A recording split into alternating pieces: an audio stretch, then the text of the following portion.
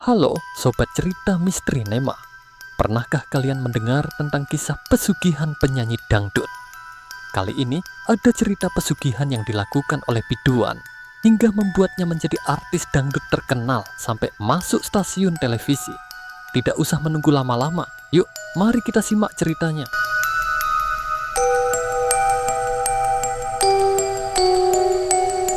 Namaku Sari dan aku adalah asisten pribadi dari seorang penyanyi dangdut bernama Rina. Aku tidak pernah menyangka bahwa kehidupanku akan terlibat dalam sesuatu yang begitu gelap. Kami sudah lama berteman sejak masih tinggal di desa.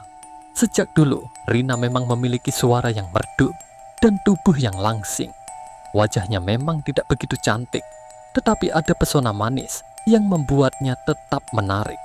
Sejak di kampung, Rina sering diundang untuk mengisi acara hajatan atau panggung rakyat. Namun, ia punya ambisi besar. Ia ingin terkenal dan sukses di kota besar, bukan sekadar menjadi penyanyi di acara kecil. Dengan tekad bulat, ia pun merantau ke kota demi mengembangkan kariernya. Namun, realita di kota tidak semanis impiannya. Persaingan di dunia hiburan begitu ketat.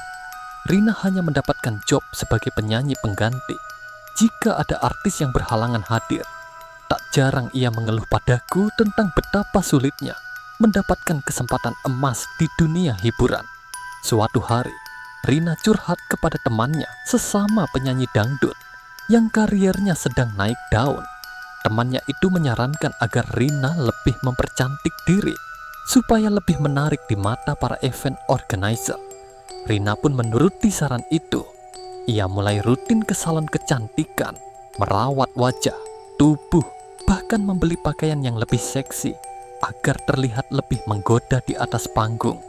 Namun, meski sudah berbulan-bulan berusaha, hasilnya tetap sama. Ia masih saja menjadi penyanyi cadangan yang jarang dipanggil. Putus asa, Rina kembali mengadu kepada temannya. Kali ini, temannya memberikan sebuah solusi yang lebih cepat dan pasti. Kalau mau cepat terkenal dan laris job, kamu harus pasang susu, katanya. Awalnya Rina ragu, tapi setelah mendengar bahwa temannya sendiri sudah melakukannya dan terbukti sukses, ia mulai tergoda.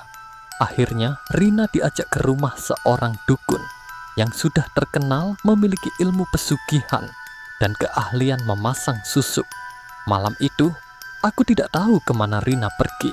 Namun keesokan harinya, aku melihat perubahan yang drastis pada dirinya. Rina bercerita padaku bahwa awalnya ia hanya ditawari susuk dengan harga murah. Tetapi semakin kuat efek yang diinginkan, semakin mahal pula harga susuknya. Tidak hanya itu, ada syarat yang harus dipenuhi. Ia harus berhubungan intim dengan si dukun sebagai bagian dari ritual perjanjian. Setelah itu, ia dimandikan dengan air suci yang konon bisa membuka auranya agar semakin memikat siapa saja yang melihatnya. Rina awalnya merasa ragu, tetapi karena ambisi untuk sukses lebih besar, ia akhirnya mengikuti semua syarat yang diberikan tanpa berpikir panjang. Sejak saat itu, karir Rina melejit dengan cepat. Job berdatangan tanpa henti. Ia diundang ke berbagai acara besar, bahkan tampil di televisi. Ia menjadi primadona dangdut yang banyak diidolakan. Kehidupannya berubah total. Dari yang awalnya hanya menyewa kamar kecil, kini ia tinggal di apartemen mewah, memiliki mobil mahal, dan memakai barang-barang branded. Namun, ada satu syarat lain yang tidak bisa dihindari. Setiap bulan, Rina harus kembali ke dukun itu untuk melakukan ritual penyegaran. Ia harus kembali berhubungan intim dengan si dukun dan menjalani mandi suci agar aura pesugihannya tetap kuat. Jika ia melewatkan 1 bulan saja, efek susuknya akan melemah dan karirnya bisa merosot. Meskipun awalnya terasa berat, Rina semakin terbiasa dan bahkan merasa takut kehilangan semuanya jika tidak mengikuti ritual tersebut. Seiring waktu, ia semakin terikat dalam lingkaran pesugihan ini tanpa jalan keluar. Selain ritual bulanan, Rina juga selalu menambah susuk di tubuhnya setiap kali datang ke rumah dukun. Awalnya, ia hanya memasang susuk di wajah dan bibir. Tetapi seiring waktu, Ia mulai menambah susuk di area payudara hingga ke bagian intim lainnya. Ia percaya bahwa semakin banyak susuk yang dipasang, semakin besar daya tarik dan auranya untuk menarik perhatian banyak orang. Tanpa ia sadari, tubuhnya sudah dipenuhi oleh energi gaib yang semakin kuat dan mengendalikan dirinya. Namun, ada yang aneh dari dirinya. Ia seringkali terlihat melamun, seakan berbicara dengan seseorang yang tidak kasat mata. Kadang-kadang, saat tampil di panggung, ia berjoget seperti ronggeng tanpa henti, seolah-olah ada yang mengendalikan tubuhnya. Karena jadwalnya semakin padat, ia memintaku untuk menjadi asistennya. Aku yang memang butuh pekerjaan akhirnya setuju. Tugasku adalah mengatur jadwal, menemani kemanapun ia pergi, dan memastikan semua pekerjaannya berjalan lancar. Awalnya, semuanya terasa baik-baik saja. Namun semakin lama, aku mulai menyadari sesuatu yang tidak wajar. Rina seringkali kesurupan di malam hari. Tubuhnya menari sendiri tanpa kendali. Mulutnya bergumam dengan bahasa yang tidak ku mengerti. Aku mulai takut, tetapi aku tetap bertahan karena aku masih peduli padanya. Hingga suatu malam, aku mendengar percakapan Rina dengan seseorang di kamar apartemennya. Saat aku mengintip, ternyata ia sedang berbicara sendiri di depan cermin. Namun pantulan di cermin tidak seperti dirinya. Ada sosok lain yang menatapnya dengan tatapan menyeramkan. Aku terkejut dan tanpa sadar mengeluarkan suara. Rina menoleh ke arahku dengan mata melotot. "Jangan ikut campur urusanku," bentaknya. Ketakutanku semakin bertambah saat aku menemukan buku tua di kamar Rina yang berisi ritual pesugihan dan konsekuensi dari memasang susuk. Ternyata, setiap susuk yang ditanam dalam tubuh memiliki kodam atau makhluk halus yang mengikutinya. Dan yang paling mengerikan, ada harga yang harus dibayar, tumbal. Aku pun semakin yakin bahwa Rina akan kehilangan nyawanya, atau ada orang yang harus dikorbankan demi kejayaannya. Aku merasa tidak aman. Aku takut akulah yang akan menjadi tumbal berikutnya. Akhirnya, aku mencari pertolongan. Aku menemui seorang ustaz yang dikenal memiliki kemampuan ruqyah.